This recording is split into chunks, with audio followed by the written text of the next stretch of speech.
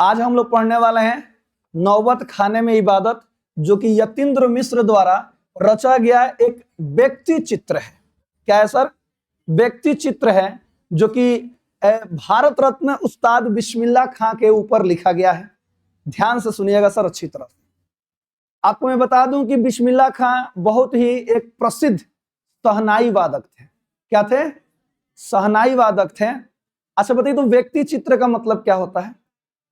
देखो, अंग्रेजी में तुम लोगों को पता होगा, एगो बायोग्राफी होता है, एगो ऑटोबायोग्राफी होता है।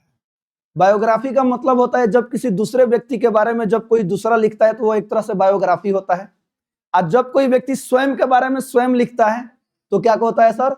ऑटोबायोग्राफी होता है। याद रखिएगा, समझ में आया?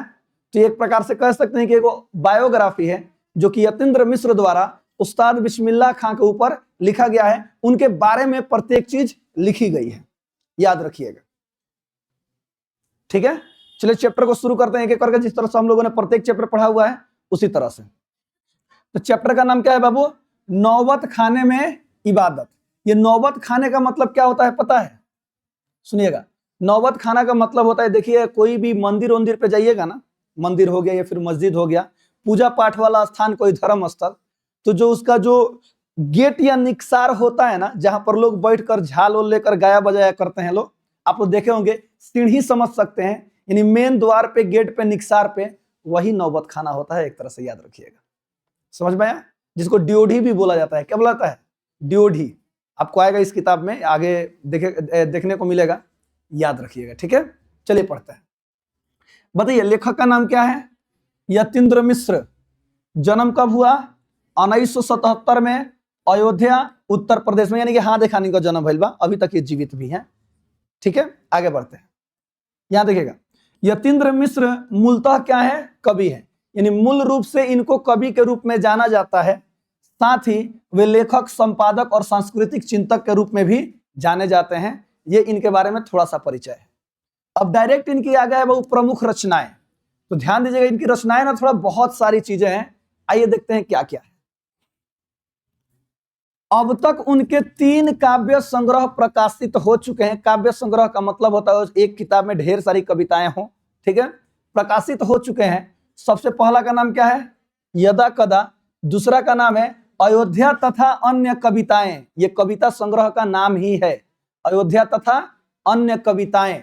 और तीसरा क्या है? ड्योढ़ी पर आलाप। क्या है सर? ड्योढ़ी पर आलाप। आलाप का मतलब होता है गायन का एक माने गीत के प्रकार में ही एक प्रकार का ये गीत कह सकते हैं, जिसको लोग नहीं गाते हैं, ये आलाप होता है, ठीक है? याद रखिएगा।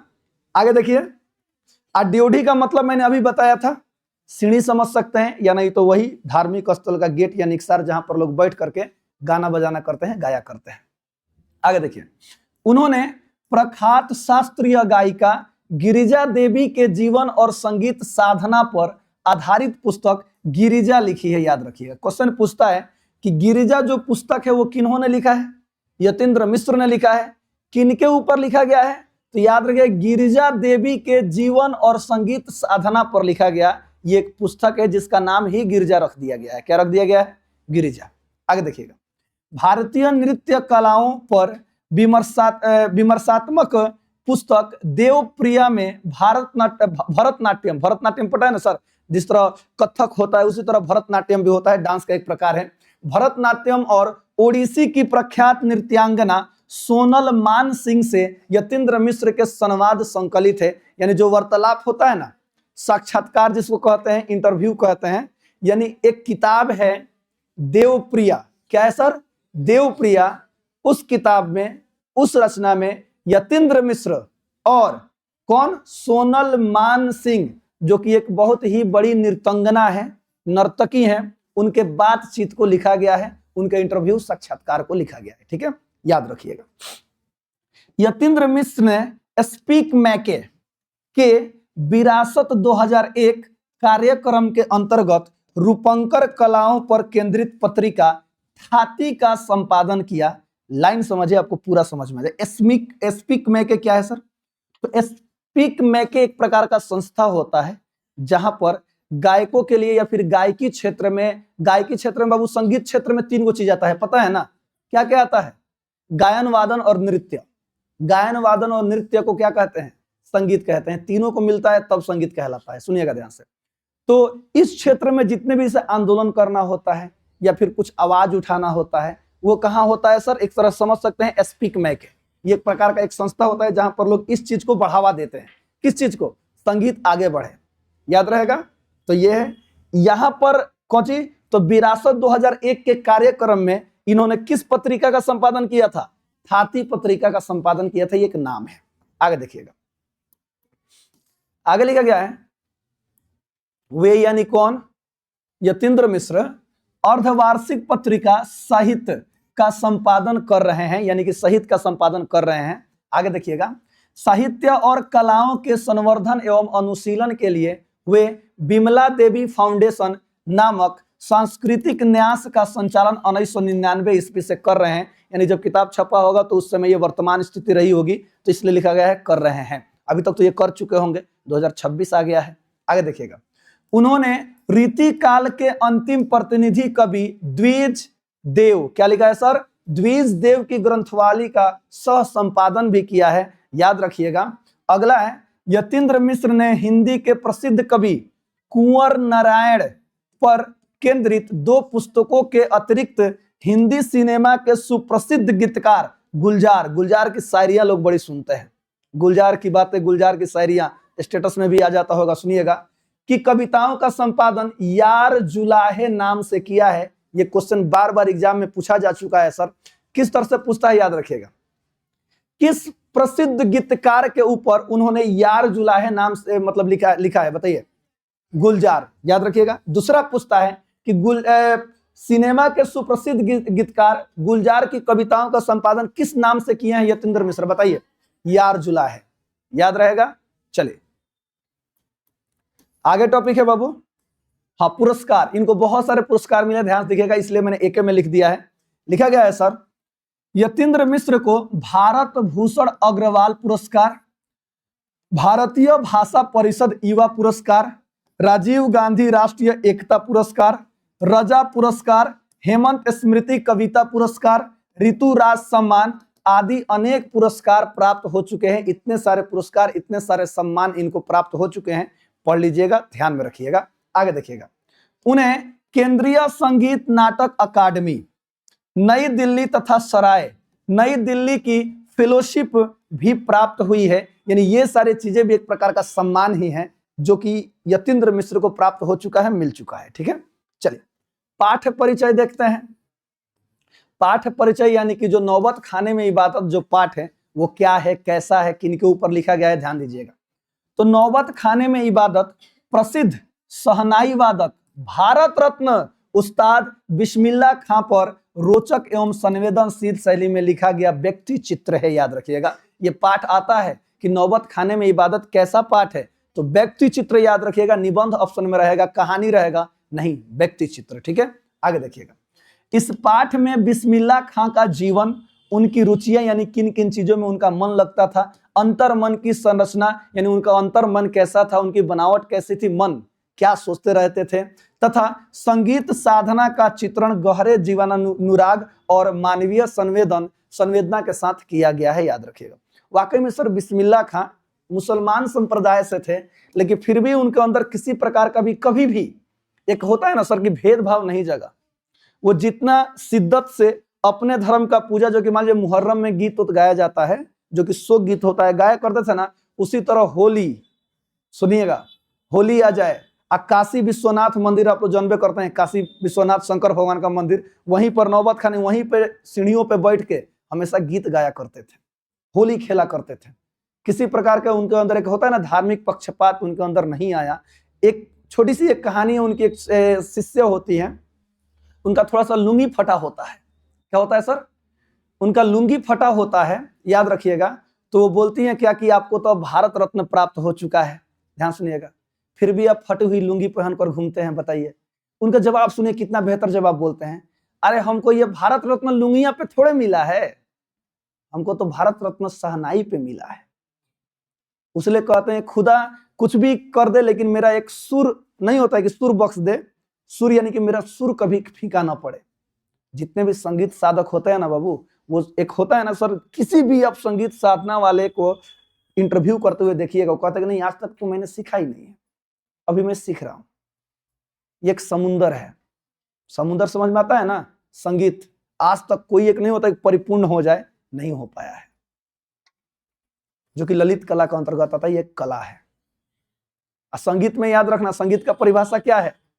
गायन, वादन और नृत्य को संगीत कहा जाता है, जो कि आज से बहुत पहले होता था। याद रहेगा। चलिए एक बार हमने खाली गाना गा देनी, संगीत थोड़े अकेला संगीत नहीं हो सकता है, तीनों जब मिलते हैं तब संगीत होता है, याद रखिए। चलिए पाठ का सारांश पढ़ते हैं, ठीक है, ध्यान दीजिएगा।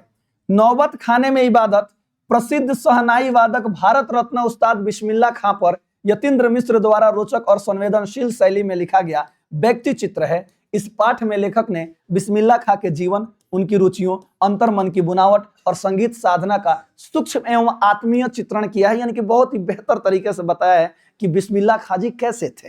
ध्यान से सुनिएगा भाई। देखिए, पंचगंगा घाट पर स्थित बालाजी मंदिर, बालाजी शंकर भगवान याद रखिएगा, ठीक है सर। बालाजी मंदिर की ड्योढ़ी में बने नौबत खाने में सन 1922 ईस्वी के बाद बिस्मिल्लाह खां ने नियमित रूप से सुर साधना की, याद रखिएगा। 1922 के बाद बालाजी के मंदिर में बैठकर नौबत खाना, समझ में आ गया ना, यानी सीढ़ियों पर बैठकर उन्होंने हमेशा क्या किया? सुर साधना यानी कि रियाज किया, जिसको कहा जाता है प्रैक्टिस किया, अभ्यास किया। बिस्मिल्लाह खां का बचपन का नाम कमरुद्दीन था, याद रखिएगा। बिस्मिल्लाह खां का बचपन का नाम क्या था? कमरुद्दीन था, याद रहेगा। क्या था? कमरुद्दीन था।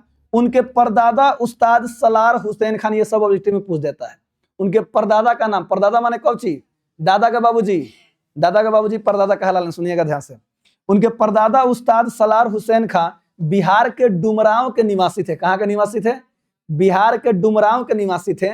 सहनाई बजाने के लिए प्रयुक्त होने वाली रीढ़ अंदर से पोली होती है, जिसे फूंक कर ध्वनि निकाली जाती है। यह रीढ़ नरकट से बनती है, जो डुमराव के नदी कछारों में प्रचुर मात्रा में पाई जाती है। यहाँ पर सहनाई के बारे में थोड़ा सा बताया गया है सर। देखिए, रीढ़ क्या होता है पता है? जहां से आवाज आती है ना, उसी को रीढ़ कहा जाता है, याद रखिएगा। हारमोनियम में भी हम लोग जो टिपते हैं वो नहीं होता है, जहां से अंदर से आवाज आता है ना, वह रीढ़ होता है। पुपुही बजाते हैं ना, पुपुही, बांसुरी किने 10 रुपया वाला मिलवा में, है ना, फूकते हैं ना, तो ऊपर देखिएगा एक छोटा सा होता है ना, जिसको लगाया जाता है, जहां से आवाज आता है, वही रीढ़ होता है। तो रीढ़ कैसे, किससे बना होता है? नरकट से बनती थी, जो कि डुमराव के नदी किनारों पे बहुत ज्यादा क्या होती थी? मिलती थी, याद रखेगा। हमने तो पता कच्ची के पतई के पुपुही बनाने से, शीशो के पतैया के, याद बा? हाँ, फूका तो नहीं आसान, आगे देखिएगा। चलिए बताइए, कमरुद्दीन मतलब कौन? उस्ताद बिस्मिल्लाह खां। ओके, सुनिएगा। कमरुद्दीन का जन्म सन 1916 ईस्वी में बिहार के डुमराव में एक संगीत प्रेमी परिवार में हुआ। वे उस्ताद पैगंबर बख्श खां के पुत्र थे, याद रखिएगा। उस्ताद पैगंबर बख्श खां के पुत्र थे। उनके बड़े भाई शमसुद्दीन थे। किनके बड़े भाई शमसुद्दीन थे? कमरुद्दीन यानी कि बिस्मिल्लाह खां के बड़े भाई का नाम क्या था? शमसुद्दीन थे। उनके मामा सादिक हुसैन और अली बख्श देश के प्रसिद्ध सहनाई वादक थे। अच्छा बताइए, ये सब नाम क्यों दिया गया है? यही सब नाम इसलिए दिया गया है क्योंकि ये सभी व्यक्ति सहनाई वादक थे, सहनाई बजाने का काम करते थे, याद रखिएगा, ठीक है। बनी अंजलि जा घरे, चल जा। आगे नहीं खेला वो, मैं मुंह घुमा के बतिया बनी हमारे, तो क्या फायदा? ऐसे ही मान ला क्लास में नहीं खुद तू, चल जा घर, चल जा ना, जा का हो जाए माई मारी।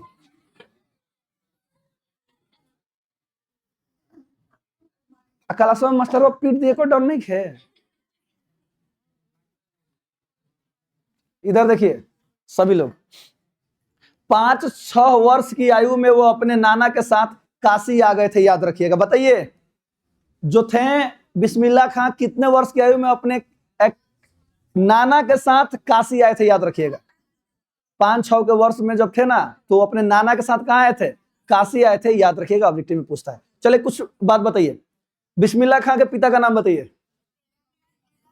पैगंबर बख्श खां।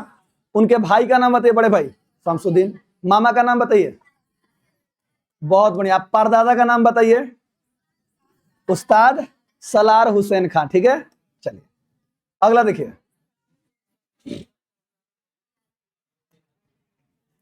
लिखा गया है लगभग 14 वर्ष की आयु में बिस्मिल्लाह खां नौबत खाने में रियाज करने जाया करते थे। रास्ते में प्रसिद्ध गायिका बहनों रसूलन बाई और बतूलन बाई का निवास था। यानी कि रास्ते में जहां वो जाते थे नौबत खाने में रियाज करने के लिए ना, तो रास्ता में प्रसिद्ध गायिका यानी फेमस सिंगर, याद रखिएगा, 2 आदमी रहती थी, दोनों बहन थी, रसूलन बाई और बतूलन बाई का निवास था, जिनसे उन्हें संगीत के प्रति प्रेरणा मिली। अर्थात वो जब भी जाते थे ना, तो ये बेचारी दोनों बहनें उनको मोटिवेट करती थी। क्या करती थी? मोटिवेट करती थी। किनको? बिस्मिल्लाह खां को। आगे देखिएगा, उनके बचपन की स्मृतियों में, स्मृति माने क्या होता है? यादों में। उनकी बचपन के यादों में कौन कौन है? ध्यान से सुनिएगा। अब्बा जान पक्का महल की, कुलसुम हलवाइन की कचौड़ी की दुकान। याद रहिए, ऑब्जेक्टिव में पूछता है सर, किनकी, कौन हलवाइन थी? कुलसुम हलवाई की किस चीज की दुकान थी? कचौड़ी की दुकान। तथा फिल्मी अभिनेत्रियां गीता बाली और सुलोचना विशेष रूप से उल्लेखनीय है। यानी कि देखिए, अब ये फिल्म की अभिनेत्री है, एक नहीं होता कि फेवरेट हीरोइन हो गई, फेवरेट हीरो हो गए। तो बिस्मिल्लाह खां के फेवरेट ये लोग थी, गीता बाली और सुलोचना, फिल्म की हीरोइन। याद रहेगा। चलिए अगला पैराग्राफ है, शहनाई को संगीत शास्त्र में सुशीर वाद्य कहा जा गया था। याद रखिएगा, यानी जिस वाद्य को बजाने में थोड़ा हवा की जरूरत होती है उसे क्या कहते हैं? सुशीर वाद्य कहते हैं। याद रखिएगा, ठीक है सर, क्योंकि इसमें भी क्या लगता है? फूकना पड़ता है तो हवा जाता है। हारमोनियम भी सुशीर वाद्य के अंतर्गत आता है। याद रखिएगा, क्यों? क्योंकि उसको भी इस तरह हवा उसमें भरा जाता है, तब वो आवाज करता है। चलिए सुनिएगा ध्यान से। तथा इसे सहने अर्थात सुशीर वाद्यों का राजा कहा जाता है। राजा को ही आपको ऑब्जेक्टिव क्वेश्चन में शाह आएगा, क्योंकि किताब में शब्द दिया है। याद रखिएगा, ठीक है सर, याद रहेगा। सुशीर वाद्यों में किसको राजा यानी कि शाह की उपाधि दी गई है? शहनाई को। याद रखिए, किसको?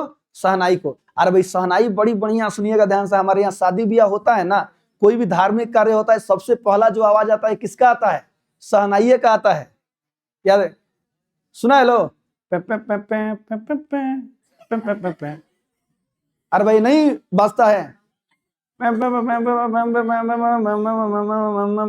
भाई, बजता है सर, जो भी है। आगे देखिएगा, सुनिए। 16वीं शताब्दी में तानसेन द्वारा रचित बंदिशों में शहनाई का उल्लेख मिलता है। बंदिश का मतलब होता है गीत। बंदिश का मतलब क्या होता है सर? गीत। सुनिए, 16वीं शताब्दी में यानी कि 1500 के बाद भी तानसेन द्वारा रचित बंदिशों में, यानी तानसेन जो गीत लिखते थे, गाते थे, उसमें भी शहनाई का उल्लेख मिलता है, यानी कि शहनाई बजाया जाता था उस समय में भी। आगे देखिएगा, शहनाई का प्रयोग मांगलिक अवसरों पर किया जाता है और यह दक्षिण भारत के नागस्वरम की तरह प्रभाती के समय भी बजाई जाती है। प्रभाती का मतलब होता है सुबह सुबह गाया जाने वाला गीत। याद रखिएगा, ठीक है सर। यानी कि शहनाई को याद रखिएगा, दक्षिण भारत के नागस्वरम की तरह ही प्रभाती के समय बजाई जाती है। किस समय बजाई जाती है? प्रभाती। और प्रभाती का मतलब मैंने आपको अभी बता दिया कि सुबह सुबह गाया जाने वाला गीत। याद रहेगा सर। भैरव राग कब गाया जाता है? सुबह में गाया जाता है। अलग अलग रागे हैं सर, याद रखिएगा। चलिए अगला टॉपिक है, बिस्मिल्लाह खां एक धर्मनिष्ठ मुसलमान थे। याद रखिएगा सर, ये क्या थे? एक धर्मनिष्ठ मुसलमान थे।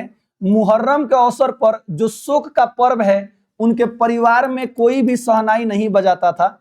8वीं तारीख को वे दाल मंडी से फातमान तक लगभग 8 किलोमीटर पैदल चलकर नौहा पढ़ते थे।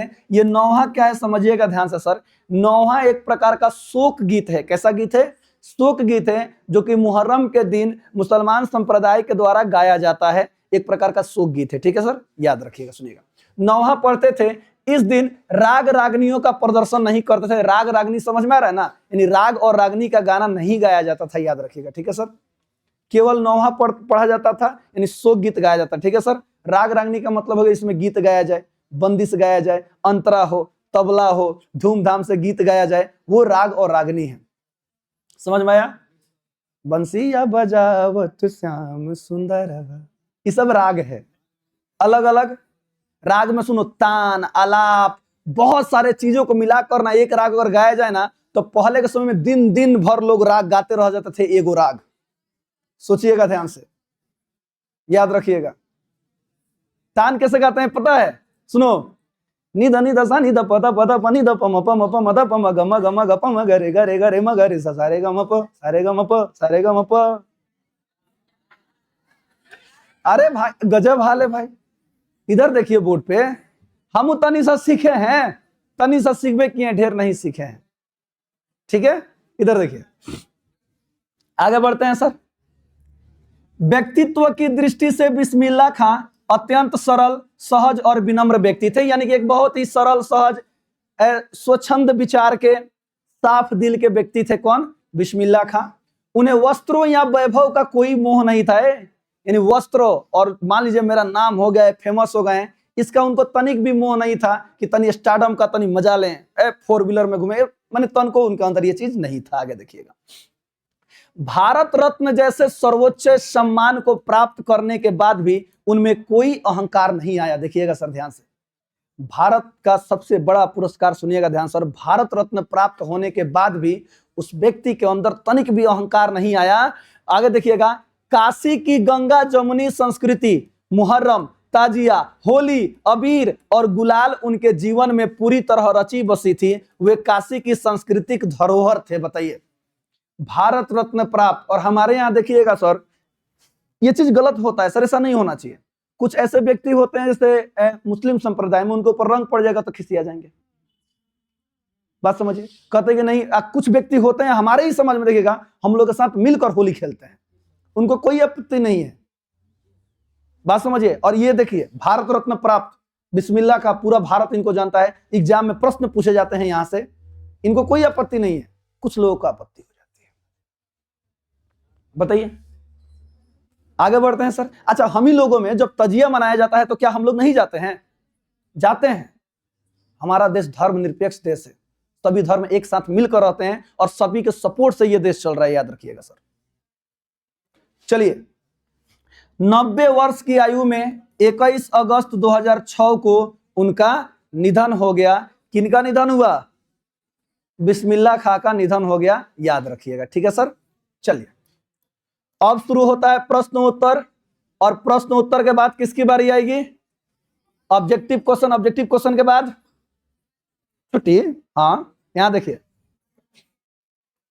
एक एक क्वेश्चन को ध्यान से देखेंगे, क्लास में ही पूरा का पूरा समझ में आ जाएगा, याद हो जाएगा। ठीक है, सुशीर वाद्य किसे कहते हैं? वाद्य ऐसे लिखा जाएगा। ठीक है सर, याद रखिएगा।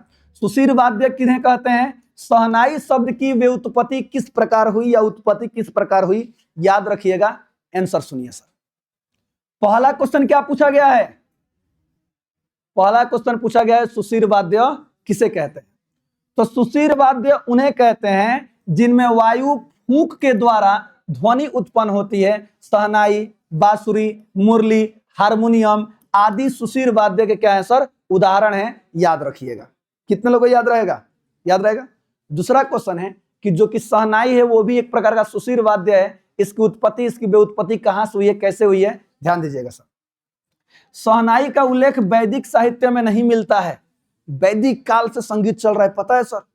सामवेद से उसमें भी जिक्र है किसका? संगीत का। सुनिएगा ध्यान से, वैदिक काल में शहनाई का जिक्र नहीं मिलता है, परंतु इसे संगीत शास्त्र में सुशीर वाद्यों की श्रेणी में रखा गया है। शहनाई शब्द की व्युत्पत्ति शाहनेय शब्द से मानी जाती है, जिसका अर्थ है सुशीर वाद्यों में शाह यानी राजा। इसी कारण शहनाई को सुशीर वाद्यों का श्रेष्ठ वाद्य माना जाता है, याद रखिएगा। सुशीर वाद्यों का सबसे श्रेष्ठ वाद्य किसको माना जाता है? शहनाई को माना जाता है। चलिए आगे बढ़ते हैं। अगला क्वेश्चन है, हाँ उसमें संगीतमय कचौड़ी शब्द आया है किताब में, याद रखिएगा। तो क्वेश्चन पूछता है कि संगीतमय कचौड़ी से आप क्या समझते हैं, या फिर संगीतमय कचौड़ी का क्या अभिप्राय है, बताइए। आंसर देखिएगा, इसी चैप्टर का है। संगीतमय कचौड़ी से आशय है, डैश देके ऐसे ही लिखना है, साधारण जीवन की वस्तुओं में भी संगीत का अनुभव करना, जो कि हम लोग करते हैं सर।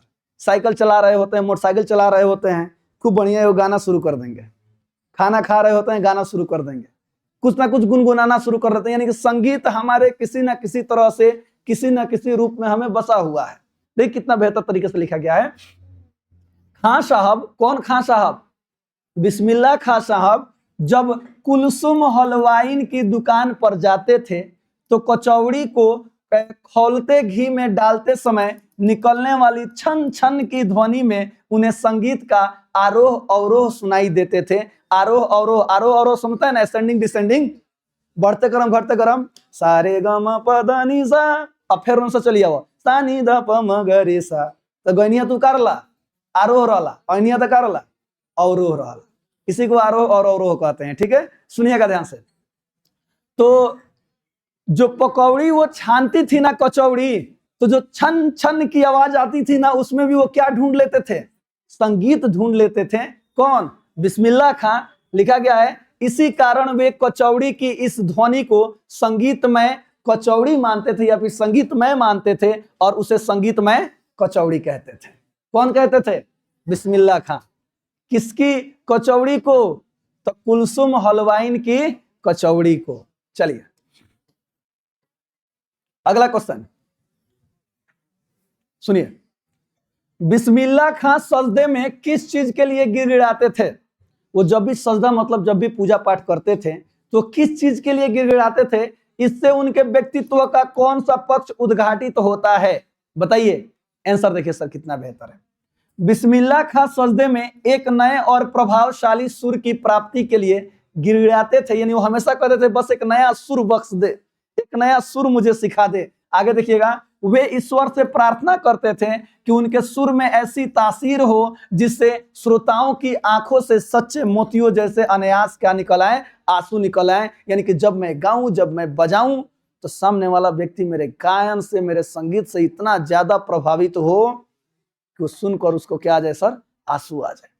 आप देखिएगा सर, जब हम लोग दुखित होते हैं एकदम सैड सॉन्ग लगा लेते हैं, हाय एकदम सुन रहे होते हैं। बात समझिए। मान लीजिए कबो मान लीजिए कबो एग्जाम्पल दे रहे हैं, सुनो ध्यान से।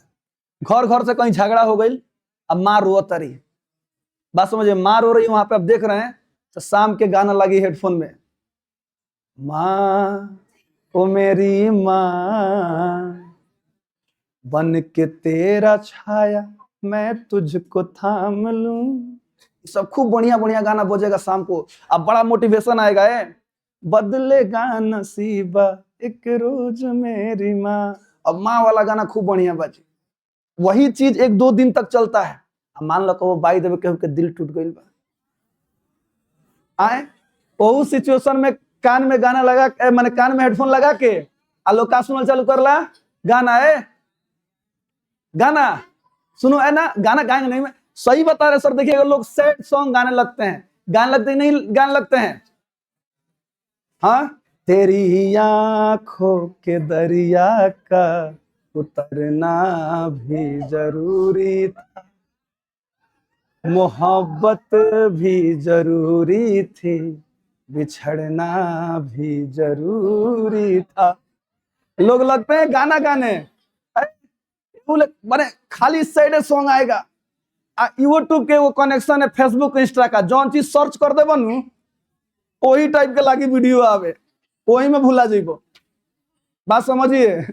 तो कुछ सर्च करिए ना, पढ़ाई वाला चीज सर्च करिए, अब 2-3 दिन तरह के खाली पढ़ाई लाई। सैड सॉन्ग सर्च करिए ना, धाए धाए सैड सॉन्ग आई, ये उसका सल एल्गोरिदम होता है, याद रखिएगा। चलिए, यानी जो आप देखना चाहते हैं ना वही चीज दिखाएगा। इधर देखिए, हाँ इसका आप आंसर हाँ एक और इसमें क्वेश्चन है सर, याद रखिएगा। इससे उनके व्यक्तित्व का कौन सा पक्ष उद्घाटित होता है? आंसर सुनिए। इससे उनके व्यक्तित्व का ईश्वर प्रेम, यानी वो भगवान से प्रेम करते थे। सुनिएगा ध्यान से, ईश्वर प्रेम, गहरी आस्था, विनम्रता और साधक भाव प्रकट होता है। इतना महान कलाकार होने के बावजूद उनमें अहंकार का लेस मात्र भी नहीं था, बल्कि वे स्वयं को ईश्वर के सामने अत्यंत लघु मानते थे, यानी भगवान के सामने भी अपने आप को एकदम तुच्छ मानते थे, छोटा व्यक्ति मानते थे। याद रखिएगा। कौन? बिस्मिल्लाह खां। अब बताइए, जिस व्यक्ति को साला भारत रत्न प्राप्त हो, जो व्यक्ति पूरा भारत में प्रसिद्ध हो, वो लुंगी हुई जो लुंगी जो है, फटी हुई लुंगी पहनकर घूमता है। बताइए आगे। अच्छा, हम लोग भी तुम देख ले, हमेशा चप्पल जूता कुछ ऐसे माने होते हैं ऐसा टीचर, एकदम जूता मोजा लगा के, कोट वोट लगा उगा के। हाँ बच्चों, चलिए, नहीं अच्छी बात है सर, प्रोफेशनल ड्रेस अच्छी है, अच्छा बात है, लेकिन एगो नहीं होता हम लोगों में सूटो नहीं करेगा। मान लो एक बार हम लोग जूता कोट वोट लगा के, तो लड़का तो नहीं सको हंस लगो देखा चुके बड़े। सभी व्यक्तियों का एक प्रकार का पहचान क्या होता है सर? बन जाता है, उनकी छवि के अनुसार। याद रखिएगा। चलिए,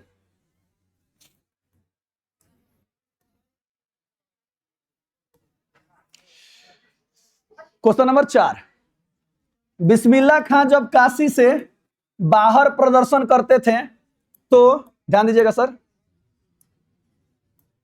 हाँ, बिस्मिल्लाह खां जब काशी से बाहर प्रदर्शन करते थे तो क्या करते थे? इससे हमें क्या सीख मिलती है? यानी कि जब काशी से वो बाहर प्रोग्राम करने जाते थे, प्रदर्शन करने जाते थे, तो क्या करते थे और इस चीज से हमें क्या सीख मिलती है? क्वेश्चन पूछा गया है, आंसर देखिए सर। तो बिस्मिल्लाह खां जब काशी से बाहर कहीं प्रदर्शन करते थे तो वे मंच पर बैठते समय काशी के विश्वनाथ और बालाजी मंदिर की दिशा की ओर मुख करके कुछ क्षण शहनाई का प्याला घुमा देते थे। इस प्रकार वे दूर रहकर भी अपनी आस्था को शहनाई के सुरों के माध्यम से प्रकट करते थे। याद रखिएगा सर, कहीं अगर काशी से बाहर भी कहीं वो प्रोग्राम देने जाते थे ना सर, तो सबसे पहले जो शहनाई बजाते थे ना, तो जिस दिशा में होता था काशी विश्वनाथ भगवान का मंदिर, बालाजी का मंदिर, उधर मुड़कर पहले थोड़ा सा शहनाई बजाते थे, तब आते थे पब्लिक के सामने, दर्शक के सामने। याद रखिएगा, हमेशा ये इनके जीवन का एक नहीं होता है, रूटीन हो गया था कि दुनिया में किसी भी कोने में चले जाएं, कहीं भी चले जाएं, शहनाई का जो पहला स्वर वो निकालेंगे, बालाजी मंदिर की ओर घूम करके निकालते थे, बजाते थे। याद रखिएगा। आगे देखिए, इससे हमें यह सीख मिलती है, सीख समझिए सर कितना बेहतर लिखा गया है। इससे हमें यह सीख मिलती है कि व्यक्ति चाहे जितनी भी माने व्यक्ति को चाहे जितनी भी सफलता मिले, उसे अपने ईश्वर, जन्मभूमि और कर्म भूमि के प्रति श्रद्धा और कृतज्ञता बनाई रखनी चाहिए। यानी कभी भी एक नहीं होता है सर, आप खूब उड़िए, आसमान में उड़िए, लेकिन उतना ही उड़िए जिससे क्या हो, धरती पर आप आसानी से चले आइए। ना तो अगर ढेर ऊपर उड़े लगबो आ गिरबो तो क्या हो, एक बार में खत्म हो जाइबो। तो इस बात का थोड़ा ध्यान रखना चाहिए। चलिए, लघु उत्तरीय का सबसे लास्ट क्वेश्चन है सर, इसमें से दीर्घ उत्तरीय क्वेश्चन भी एग्जाम में पूछा जाता है। याद रखिएगा। डुमराव की महत्ता किस कारण से है? हेलो, जो डुमराव है बिहार का, उसकी जो महत्व है, महत्ता मतलब महत्व होता है, किस कारण से? आंसर देखिएगा। तो डुमराव की महत्ता इसलिए है क्योंकि यही भारत रत्न उस्ताद बिस्मिल्लाह खां का जन्म हुआ था। यह क्षेत्र एक संगीत प्रेमी वातावरण के लिए प्रसिद्ध रहा है। संगीत प्रेमी वातावरण का मतलब हुआ जहां पर बहुत सारे संगीत प्रेमी, संगीतज्ञ लोग जन्मे हैं। इसके अतिरिक्त शहनाई बजाने के में प्रयुक्त रीढ़ जो नरकट से बनाई जाती है, जो डुमराव के आसपास नदियों के कछारों पर में पाई जाती है बहुत ज्यादा। इस प्रकार शहनाई और डुमराव का गहरा अन्योन्य संबंध है। याद रखिएगा। ठीक है सर, यही डुमराव का महत्व है, यही डुमराव की महत्ता है। चलिए, अब दीर्घोत्तरीय प्रश्न ध्यान दीजिएगा। 1 नंबर क्वेश्चन है,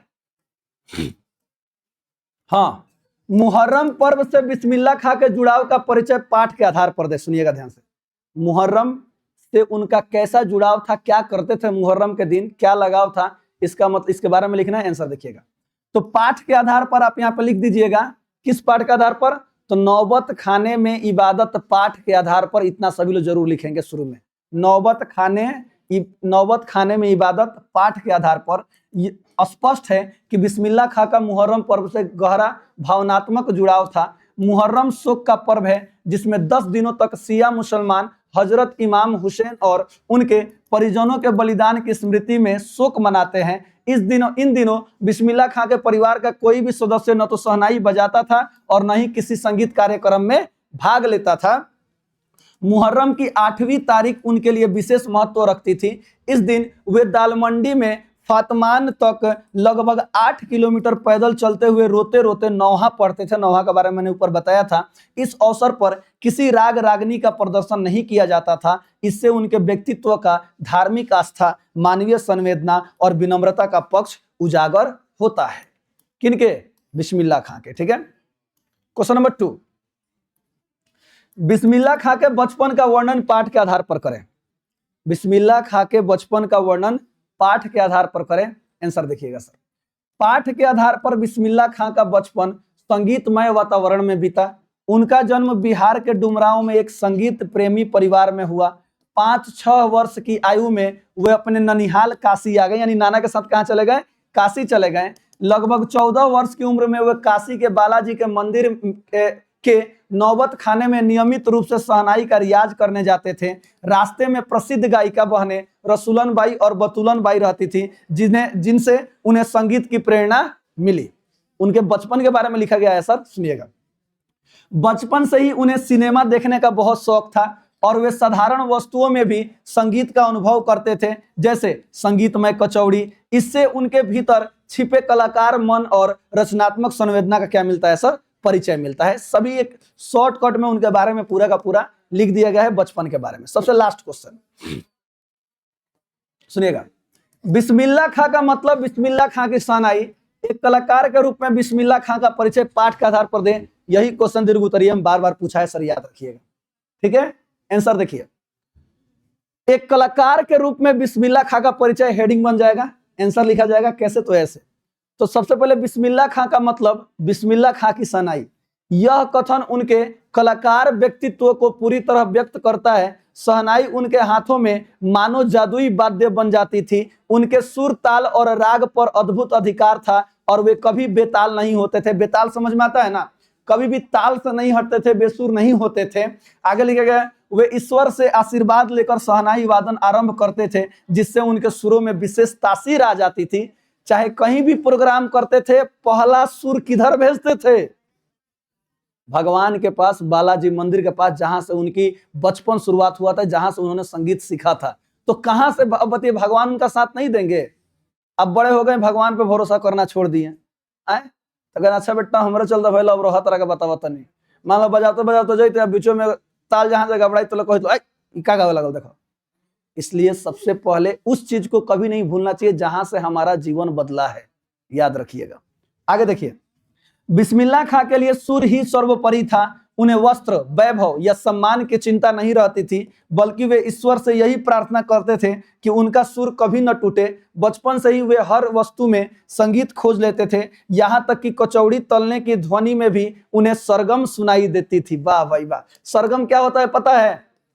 7 सुरों का मेल ही सरगम कहलाता है। जो मैंने ऊपर बोला था ना, सारे गाँव पता नहीं सा सानी धपा मगर ऐसा, ये क्या है? सरगम है। और सरगम को मिला करके बहुत सारे लोग अलंकार बना लेते हैं। लोग सारे गा रे गम गम प म पदा पदा नी धनी सा सानी धा नि ध प ध म म ग गरे सा।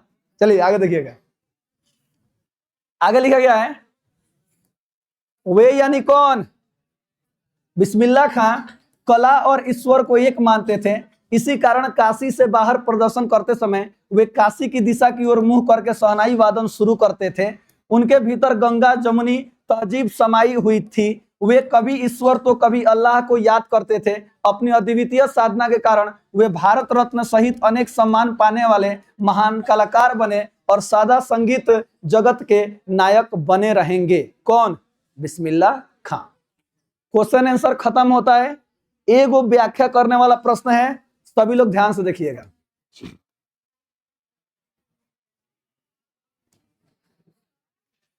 आशय स्पष्ट करें। आप चाहें तो इसका आंसर यहां से लेकर के यहां तक खत्म हो गया है, कोई बात नहीं। इस लाइन का आशय इसमें लिख दिया गया है, लेकिन ये लाइन मैंने इसलिए ऐड किया क्योंकि उसके बारे में बेहतर रूप से इसमें समझा दिया गया है। ठीक है सर, यहां देखिएगा, फटा सुर न बख्शे। लुंगिया का क्या है? आज फटी है तो कल सिल जाएगी। सुनिएगा ध्यान से। मैंने भगवान खुदा से वह कहते थे कभी भी फटा सुर न बख्शे, एक गलत सुर न बख्शे। लुंगी का क्या है? आज फटा है कल सिल जाएगी। सुनिएगा ध्यान से। प्रस्तुत पंक्तियां यतीन्द्र मिश्र द्वारा रचित पाठ नौबत खाने में इबादत पाठ से ली गई है। इन पंक्तियों में लेखक ने उस्ताद बिस्मिल्लाह खां की संगीत साधना, विनम्रता और सुर निष्ठा को अत्यंत प्रभावशाली ढंग से व्यक्त किया है। आगे देखिएगा सर, बिस्मिल्लाह खां ईश्वर से यह प्रार्थना करते हैं कि उन्हें फटा हुआ सुर न मिले, अर्थात उनके संगीत में कभी कमजोरी या अपूर्णता न आए। उनके लिए वस्त्रों की फटी लुंगी कोई मायने नहीं रखती है, क्योंकि वह सिल सकती है, लेकिन यदि सुर टूट जाए तो कलाकार की साधना ही व्यर्थ हो जाती है। इससे स्पष्ट होता है कि उनके जीवन में संगीत क्या था, सर्वोपरि था। व्याख्या हो गया। अब आगे देखिए क्या लिखा गया है सर। लेखक यह भी स्पष्ट करता है कि बिस्मिल्लाह खां और उनकी शहनाई अलग अलग नहीं है।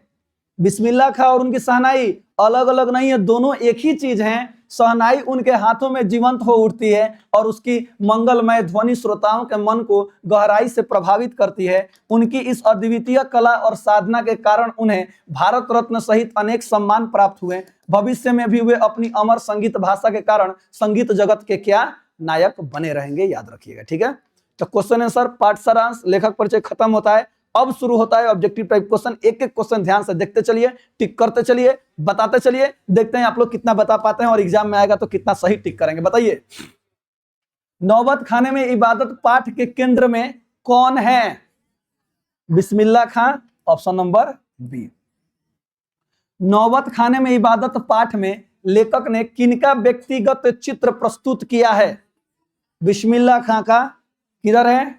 Option number C. बताइए, नौबत खाने में इबादत शीर्षक पाठ साहित्य की कौन सी विद्या है? व्यक्ति चित्र है। ये कैसा पाठ है?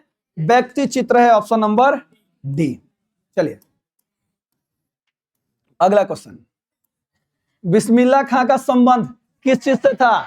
शहनाई से था, ऑप्शन नंबर डी। अगला बताइए, शहनाई को सुशीर वाद्यों में किसकी उपाधि मिली है? राजा शाह की उपाधि मिली है, याद रखिएगा, ऑप्शन नंबर सी। गलती मत कीजिएगा।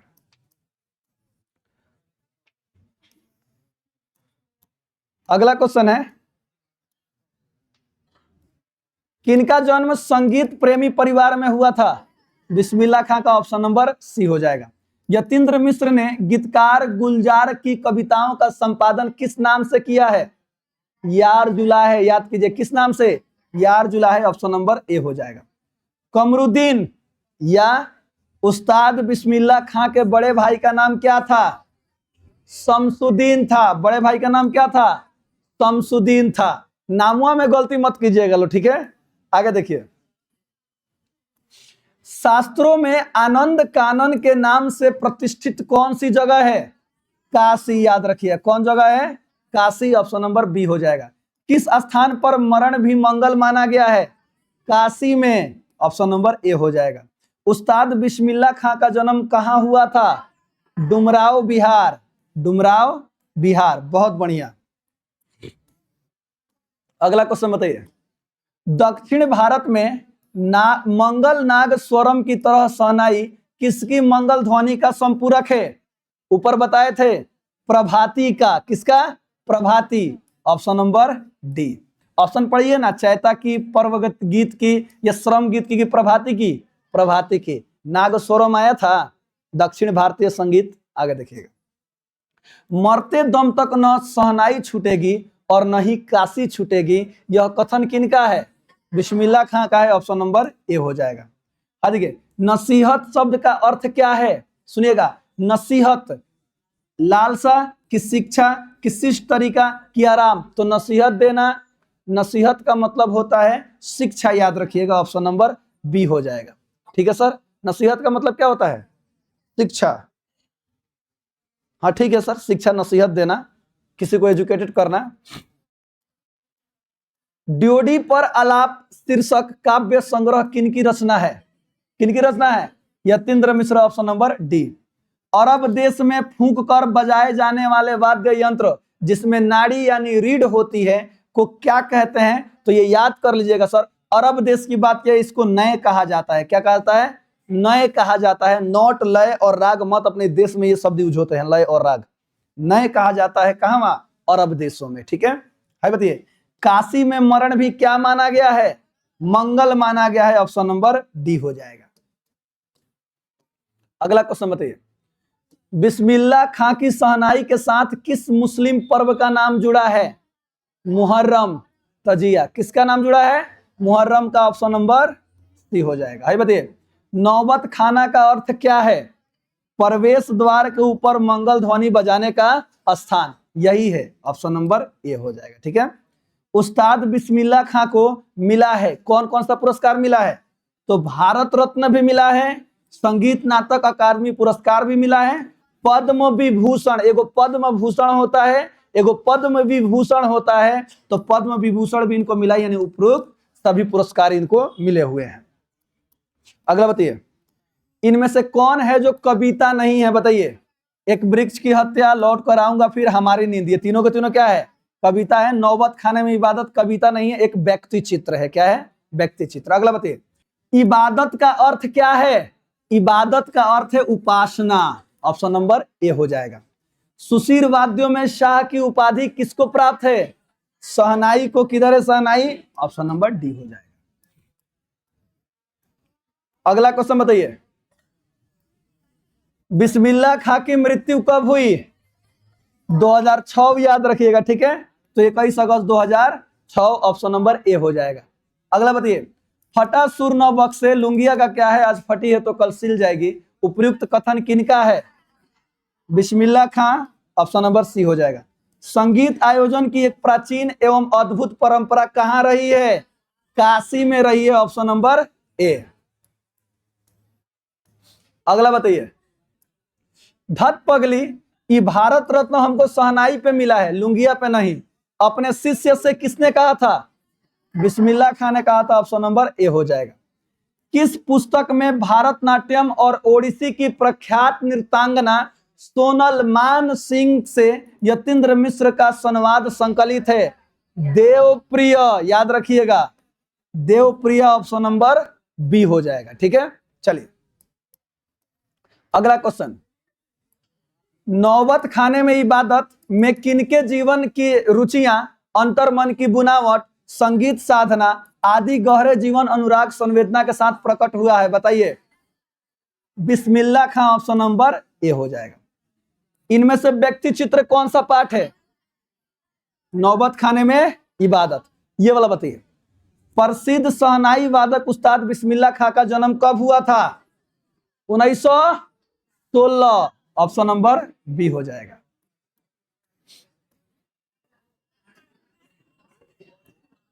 बताइए, उस्ताद बिस्मिल्लाह खां को रियाज के लिए कहां जाना पड़ता था? बताइए। पुराना बालाजी का मंदिर। ऑप्शन नंबर बी हो जाएगा।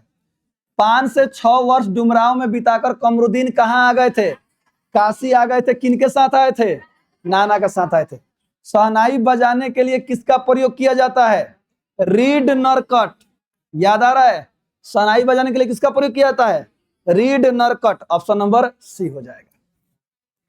अगला बताइए, रसूलन बाई बतूलन बाई क्या थी? गायिका थी। ऑप्शन नंबर सी हो जाएगा। बिस्मिल्लाह खां के बचपन का नाम क्या था? कमरुद्दीन। देखो, नसरुद्दीन ना, अमीरुद्दीन ना, फखरुद्दीन ना, कमरुद्दीन। याद रखिएगा। Option number C. बताइए, काशी किसकी पाठशाला है? काशी किसकी पाठशाला है? तो संस्कृति की पाठशाला काशी को कहा जाता है। याद रखिएगा, संस्कृति की पाठशाला किसको कहा जाता है? काशी को। अगला क्वेश्चन बताइए, बिस्मिल्लाह खां के परदादा उस्ताद सलार हुसैन खां डैश के निवासी थे? डुमराव के निवासी थे। ऑप्शन नंबर ए हो जाएगा। कमरुद्दीन नाम किनका था? बिस्मिल्लाह खां के बचपन का नाम था कमरुद्दीन। कुमार गंधर्व क्या है? तो कुमार गंधर्व क्या है जी? कथाकार, गीतकार, कि शास्त्रीय गायक, कि चित्रकार? तो शास्त्रीय गायक। याद रखिएगा। ऑप्शन नंबर सी हो जाएगा। ठीक है सर, हाँ ऑप्शन नंबर सी। अगला बताइए, जिजीविषा शब्द का अर्थ क्या है? जीने की लालसा। ऑप्शन नंबर ए हो जाएगा। बिस्मिल्लाह खां साहब 80 बरस से प्रार्थना में क्या मांगते थे? केवल वो सुर का साधना करते थे, सुर मांगते थे। ऑप्शन नंबर बी हो जाएगा। अगला बताइए, हाँ सुनिए, नेमत शब्द का अर्थ क्या है? नेमत शब्द का अर्थ है ईश्वर की देन। ऑप्शन नंबर सी हो जाएगा। कमरुद्दीन का जन्म कहाँ हुआ था? बिहार में। ऑप्शन नंबर बी हो जाएगा। सुलोचना कौन थी? सुलोचना कौन थी? लेखिका की कवित्री की हलवाइन की अभिनेत्री? अभिनेत्री थी। कुलसुम की कचौड़ी थी, वो हलवाइन थी। कौन थी? सुलोचना कौन थी? अभिनेत्री थी। बताइए सिंह का बना वाद्य यंत्र क्या कहलाता है? सुनिए, सिंह का बना वाद्य यंत्र श्रृंगी कहलाता है। ऑप्शन नंबर बी हो जाएगा। कमरुद्दीन व शमसुद्दीन के मामा द्वय यानी कि मामा जी कौन थे? देखो, कमरुद्दीन के बड़े भाई शमसुद्दीन, तो दोनों आदमी के मामा के रहे? एक आदमी तो सादिक हुसैन और अली बख्श। ऑप्शन नंबर सी हो जाएगा। इस प्रकार पूरा का पूरा चैप्टर खत्म होता है। तो खूब बढ़िया से लेखक परिचय, क्वेश्चन आंसर, आशय स्पष्ट करे, ऑब्जेक्टिव खूब बढ़िया से वो पढ़कर देखकर याद कर लीजिएगा। तो हंसते रहिए, मुस्कुराते रहिए, गाते रहिए, गुनगुनाते रहिए और हमेशा खुश रहिए। मिलते हैं कल इसी क्लास में, तब तक के लिए जय हिंद।